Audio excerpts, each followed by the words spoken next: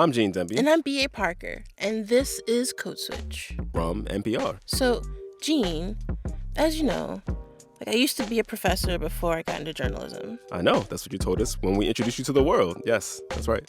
Yeah. But I knew I wanted to try something different. And so one day, I saw an announcement in an alumni email about a mid-career fellowship. And it was at This American Life. A big deal. Mm-hmm. Yeah, and it piqued my interest. So I remember the application was due at midnight or like 11:59, whatever.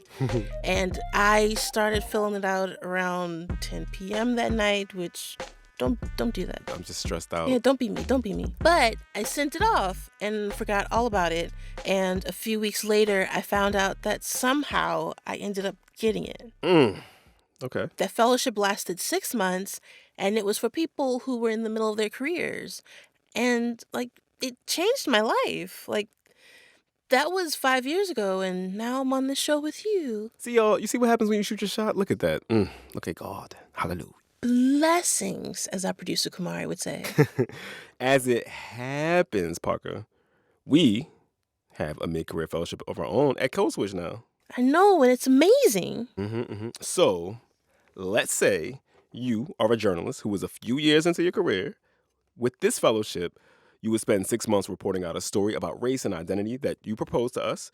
You would get a $12,000 stipend for travel and all the things you would need to do your reporting. And a Code Switch producer would be with you every step of the way. And that reporting might even become an episode of Code Switch. I love that.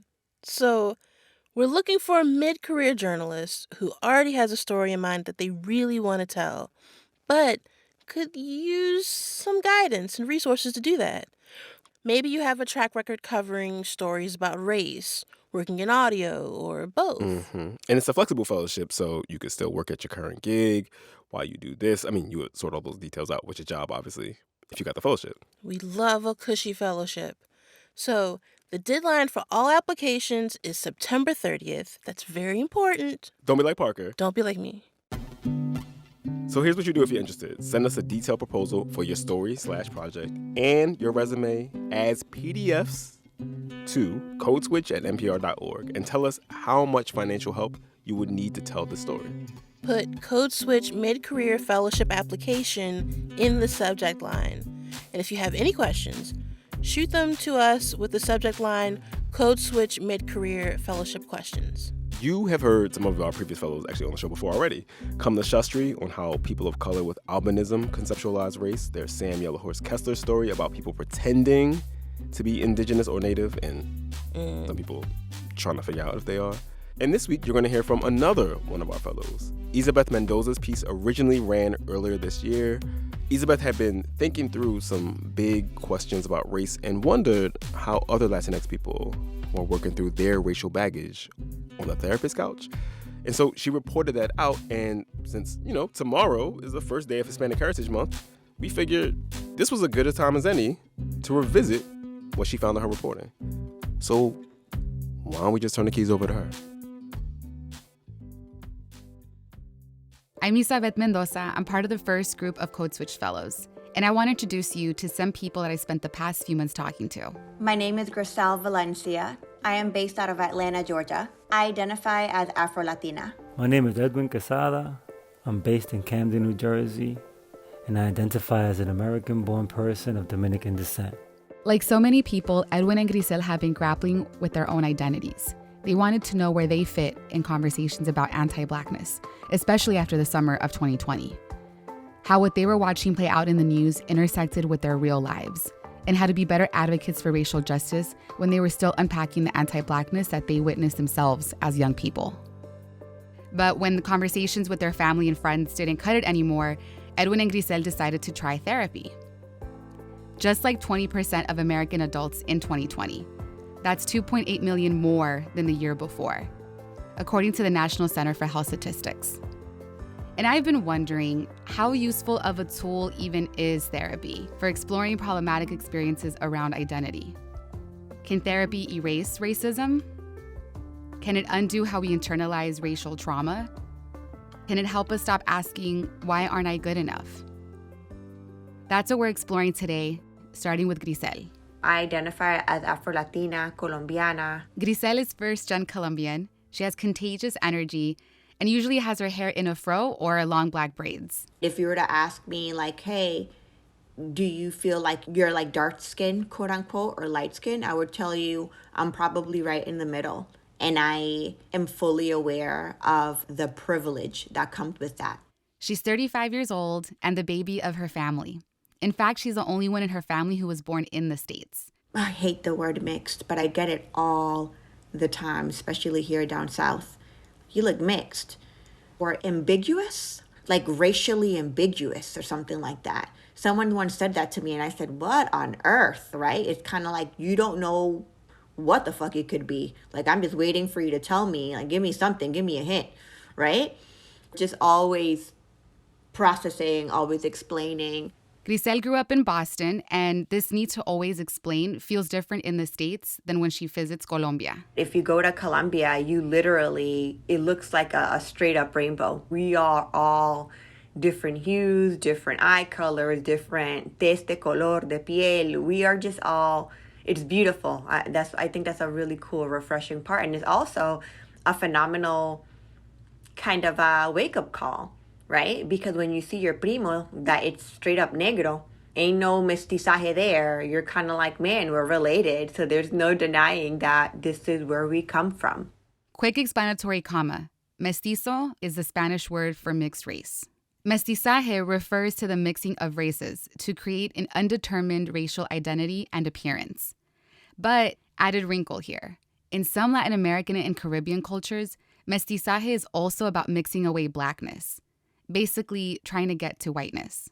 So for cultures or families who are trying to claim their European ancestry and distance themselves from direct ties to blackness and indigeneity, mestizaje is seen as beneficial. My mom is definitely more black indigenous, for sure, almost like indígena, negra. My dad was definitely much more straight up black, talking about, fro, dark-skinned. So yeah, we were, I guess, the popular word back in the day, but I know it's not a great word, is mestizos, right, in Colombia, which is a controversial word in itself, just a melting pot of a lot of everything, right? Even though Grisel looks like her family and they have similar skin tones, her hair was the most textured compared to everyone else, and it was a point of contention. She had the quote-unquote difficult hair, and everyone talked about it. An uncle even called her buckwheat from the movie The Little Rascals. And when she hung out with her cousins, we played Little Mermaid in the bathtub, and their hair was like, ah. And my shit was not doing that, you know what I mean? It was like a fro. But I remember this one Christmas, my cousin's father gifted us all Barbies. And when everyone was unwrapping, the excitement, el papel, the paper, and I opened up the Barbie and my Barbie was black, and everyone kind of like looked at my Barbie and I looked at their Barbies and I could kind of like identify to their Barbies too. And I wasn't this kind of like as melanated as this Barbie. And I was like, oh my gosh, I am different. And he's telling me that because of my hair, I should identify to this Barbie as opposed to that Barbie. And I cried, to be honest, because at that moment as a child, I think that just marked the fact that I was seen different too. And because of that, something that could have been really sweet, her family seeing her and gifting her a Barbie that looked like her, well, it was actually painful. She brought the incident up later to her cousin, the daughter of the uncle who gifted her the Barbie. This is us like just chatting, catching up and reconnecting as adults now, as primas. She was just like, girl, it wasn't that big of a deal. Really? Did it bother you like that? And I'm like, hell yeah, I did, man. I was never able to play aerial with y'all, like fully in the tub, because, I wasn't able to do the flowy hair thing. And that just compounded everything. It was a moment. In middle school and high school, she had Black American friends who took her to hair salons that specialized in black hair. There, she learned what worked for her hair and what didn't. It was a positive memory for her. And after years of using relaxers, she started wearing her hair natural as a freshman in high school. Then a Puerto Rican teacher of hers made a comment. And I remember her telling me, like, you are so pretty, but I feel like sometimes, I swear, this is crazy. She said God gives hair like that just to kind of keep us honest or to keep us humble, right? And that was another knock. These moments framed Grisel's experience and left her questioning her place in quote-unquote Latinidad. In a family where race dynamics and just these things weren't discussed, we never spoke about these things. It was just, oh, somos colombianos, we're Colombian, we're Latinas, Latinos, if we even used that back then. My parents have always had a simple response, which was, you're Dominican, mijo. You're all of it. I felt proud, safe, comfortable when they would say, hey, you're just Dominican, and embrace it. That's Edwin Quesada. He's 39 years old, and you heard it. He's Dominican and proud of it. I remember my grandma would say, rubio nunca, blanco a veces, un indio dominicano siempre. Edwin is tall and slim. He has dark brown eyes and wavy hair that goes down to behind his ears. He's light-skinned like his mom, but he's part of a blended family. His stepdad, who raised him with his mom, and his half-siblings all have darker skin. I did, and I kind of still do grapple with my racial ambiguity because I didn't like the feeling of feeling differently by different people depending on their journey and perspective. I might be perceived as white by one person, but as a person of color by another. Edwin grew up going back and forth between New York and DR. I remember going back home to the Caribbean islands young, like 2 years old, 3 years old, living with my grandma for a while out there. There's a thing that they say, yo era blanco de la tierra. And so basically what it meant was like, yo, he might look light skinned, but he's from here, he's from the land. No matter where he lived or how others saw him, the Dominican community was always his home. Somebody wants to know who I am, I'll be like, I'm a Dominicano platanero from the Heights. But in elementary school, he started thinking about race and noticing how light he was in comparison to his siblings and some of his friends. It made him feel like he wasn't part of any particular community. He wanted to belong. And then especially in the Dominican Republic, the majority of the culture is indigenous, brown and black, right? And so they will always target me out like, hey, you know, like, you're us, but you're blanco or rubio. Or at one point they even started calling me the Pink Panther, right? Because of, you know, Black Panthers. And they were like, but you're like not black, so you're like the Pink Panther. In the States, Edwin was also treated differently than a lot of his friends in high school who were darker than him. I will get stopped because I was with them, but I'll be one of the first ones to be like, go home. And then my other friends would probably, you know, had to deal with whatever they had to deal with. You know, if the cop was looking for something for whatever reason, then they would take them to the precinct and wait for parents to come. But for me, I remember multiple times kind of being targeted because I was with my Dominican friends, right, with my culture. But then being left alone, I'm assuming because of the color of my skin. Edwin was often asked what he was. When someone questioned his identity, he turned to his parents for answers. He often hit a wall in those conversations with them. He's still grappling with those questions. Grisel is also trying to figure out how to talk to her family. While she feels supported and loved, just like Edwin, she wants to go deeper. She's ready to go there in conversations about identity with family and friends. Not too long ago, I was talking to my cousin and I was like, you know, as a term of endearment, they call folks negra. Ay, negra, venga acá. Ay, negra. And I'm like, yo, how much of this is stemming from, you know, the colonizer and all the other shit that we've been through?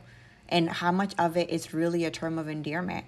Or when I have those conversations with my Black American friends, they're like, you know, are they calling her the N-word? And I'm like, no, it's a term of endearment. I want to be that person in my family where I'm like, the buck stops here. I am able to identify these things as unhealthy. I am able to identify these things as not normal, that we should pour into or enable. And it's a lot of work. It's difficult to speak about it with my parents, but I have a really close stepfather of mine who's Afro-Latino, Afro-Dominican, who's really outspoken when it comes to anti-Blackness, right?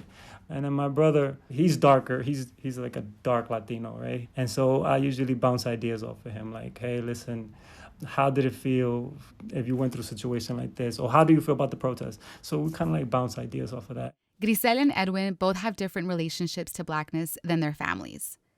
They also have a different understanding and acceptance of Afro-Latinidad.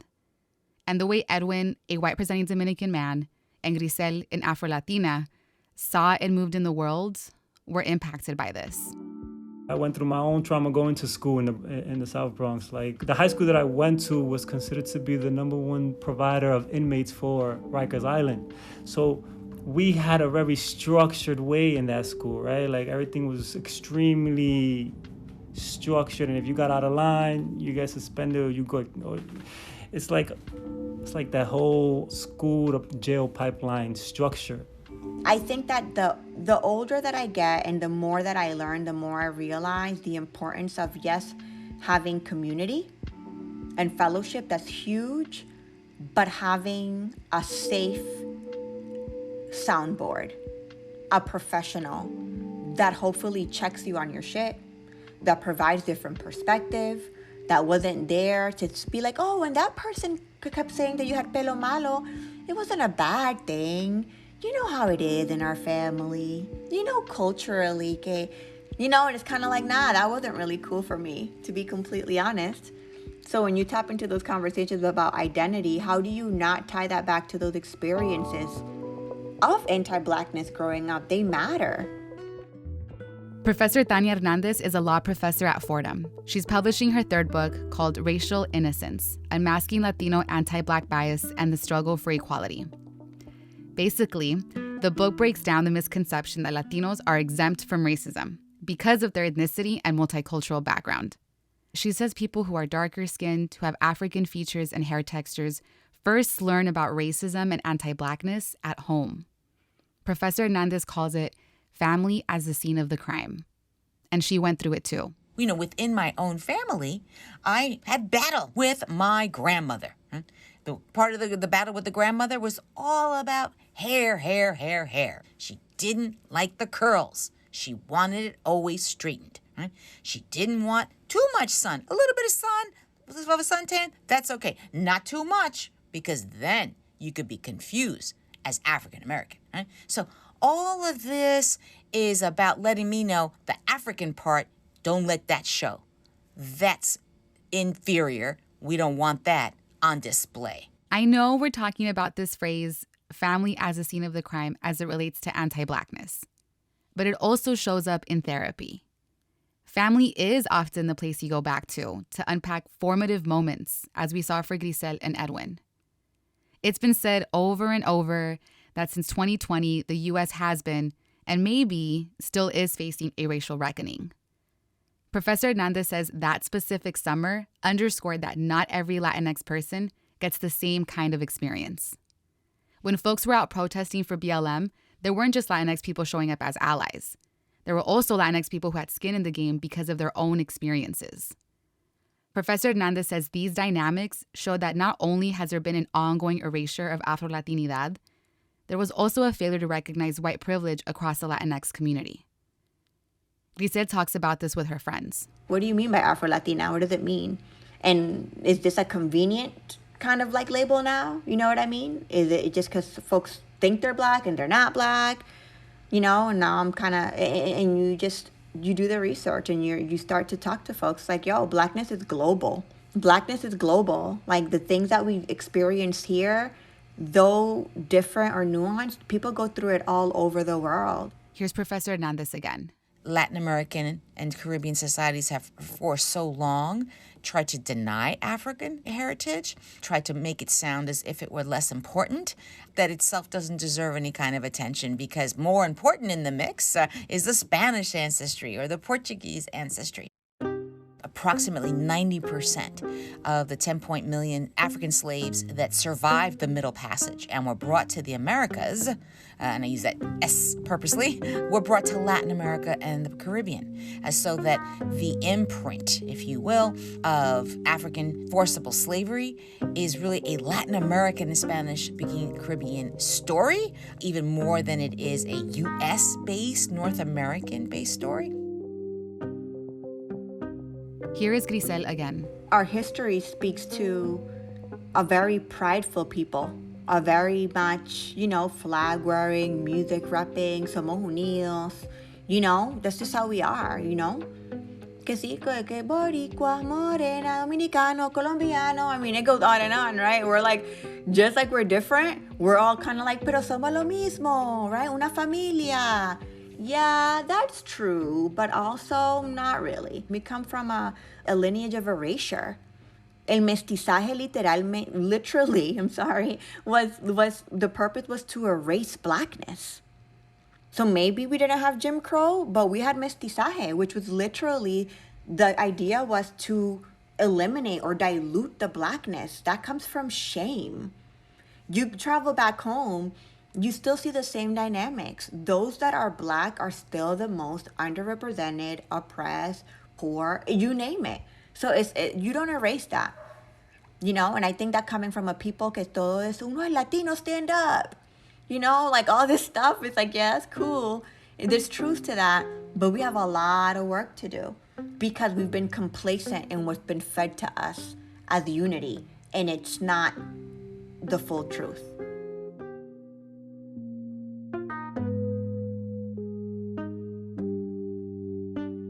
So if this is where Grisel and Edwin were not too long ago, a little confused, a little upset, and more than ready to figure some things out, after the break, we're going to hear what happened when they brought all of those feelings to therapy.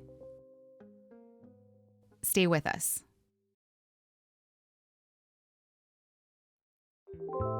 Isabeth here for Code Switch. After the summer of 2020, Grisel and Edwin found themselves needing more than family and friends to help them process what they were living through. Because as they watched the racial reckoning unfold around the country, they were experiencing some pretty painful after effects in their own lives. Grisel was working in human resources, and she was one of a few people of color in the department. And I remember feeling hopeless, to be honest. And another thing that didn't help was all of these conversations that I had to have at work about it, because it wasn't just, let's chat, how are you feeling? It's kind of like just peeling the scab over and over and over, and educate us, and how did that affect you, and do you feel like that was okay?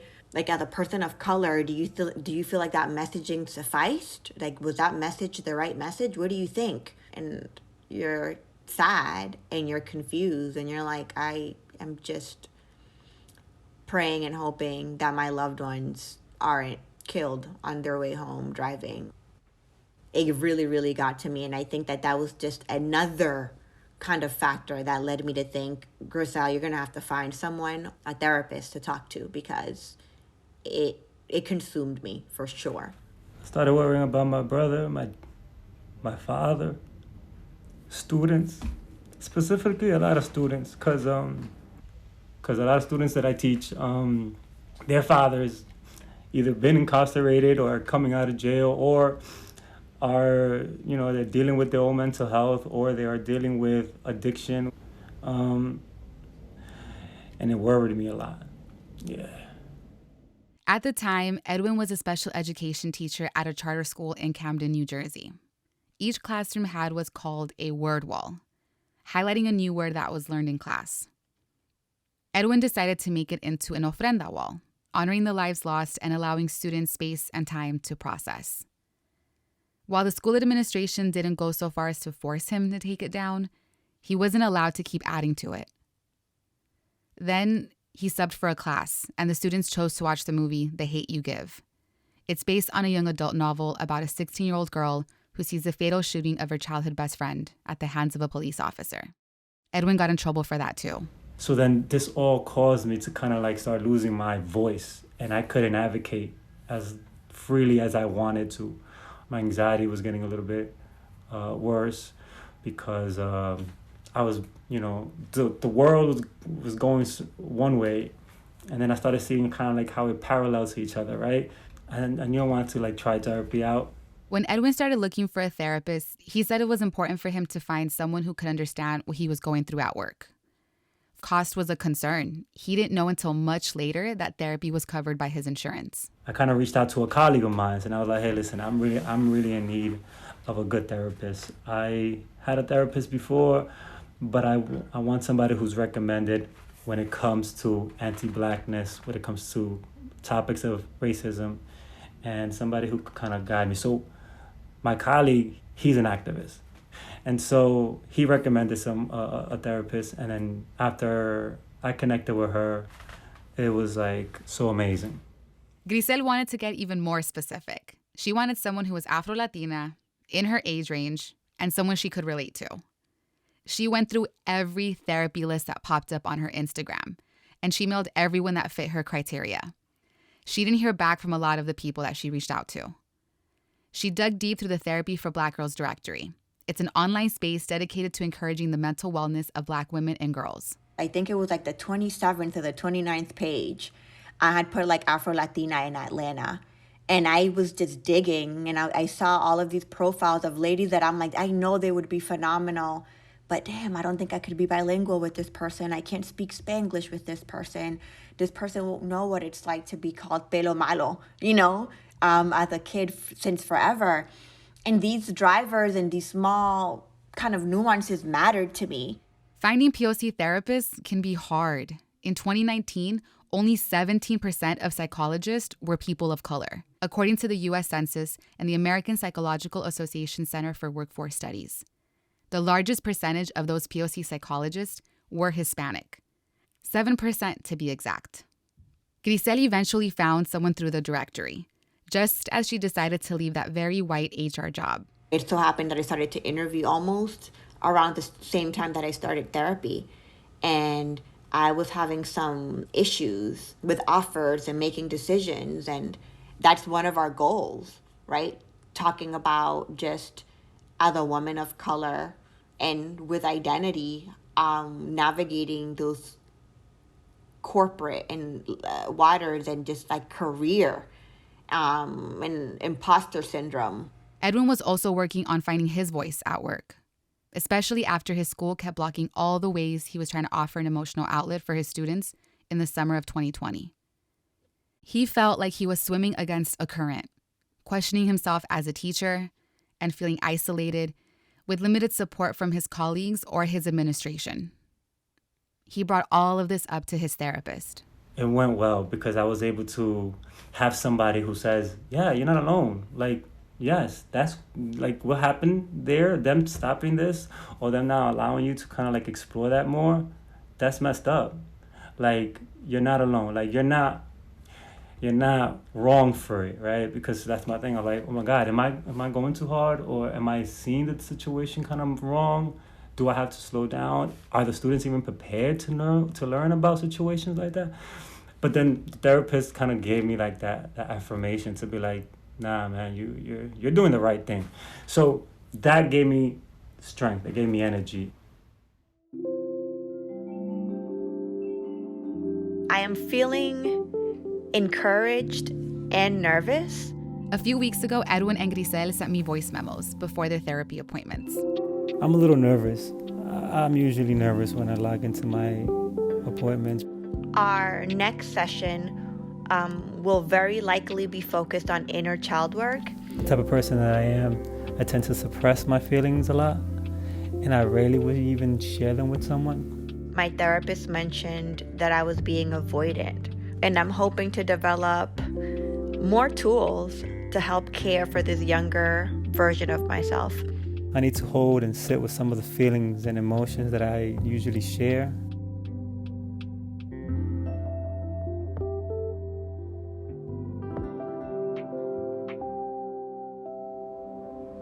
Therapy cannot go back in history and change what people may have said or done to you.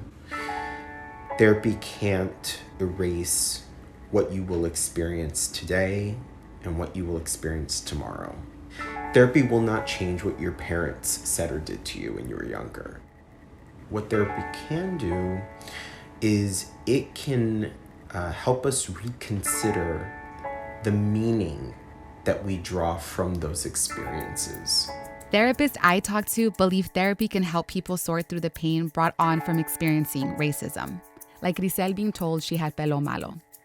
That was Daniel Olivargia, a licensed clinical social worker who provides online video therapy for clients in New York, California, and Florida. It can have a tremendous impact on the story that people then tell about themselves.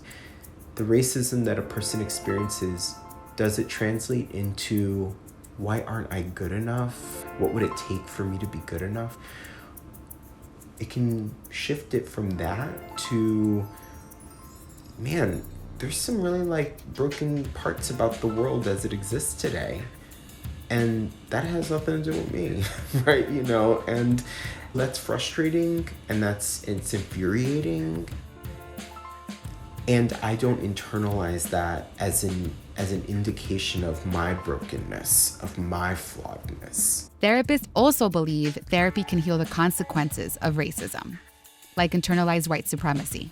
There's a reason it's hard to let go of internalized white supremacy. What do you think you're going to be gaining from it? That's a question Chicago-based psychotherapist Shay Villa asks clients, especially those who want to work on their own anti-Blackness.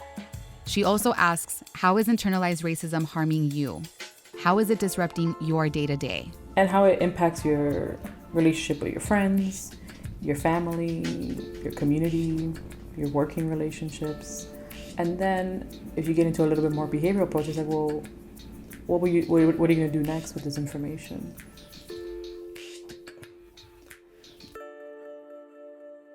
Grisel is taking all the information she's learning and changing things up. She has a new job in DEI and feels relieved to have left her other position and be working for a community-centered organization. She's also leaning into therapy.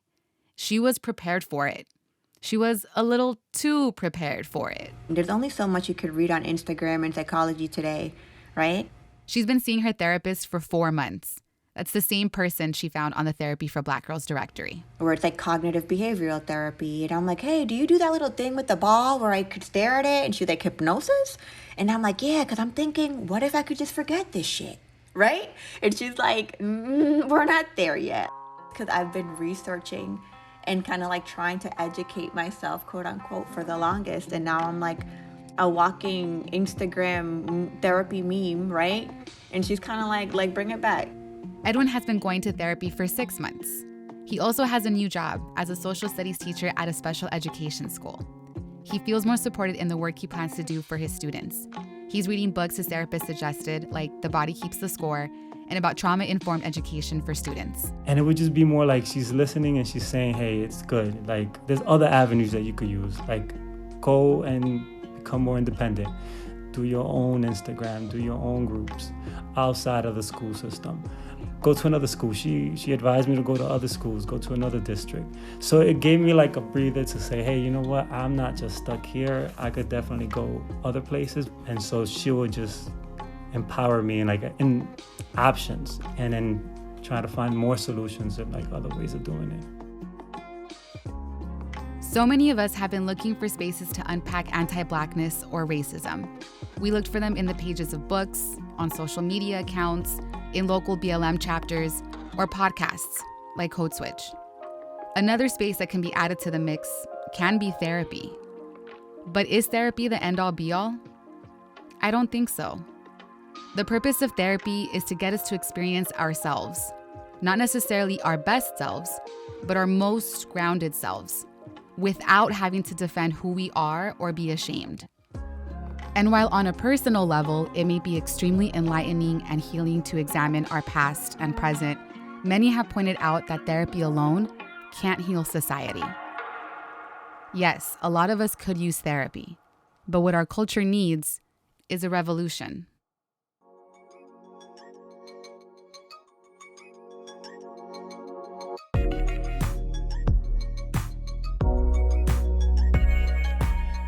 And that's our show. You can find more on our website, npr.org/codeswitch. This episode was reported by me, Isabeth Mendoza.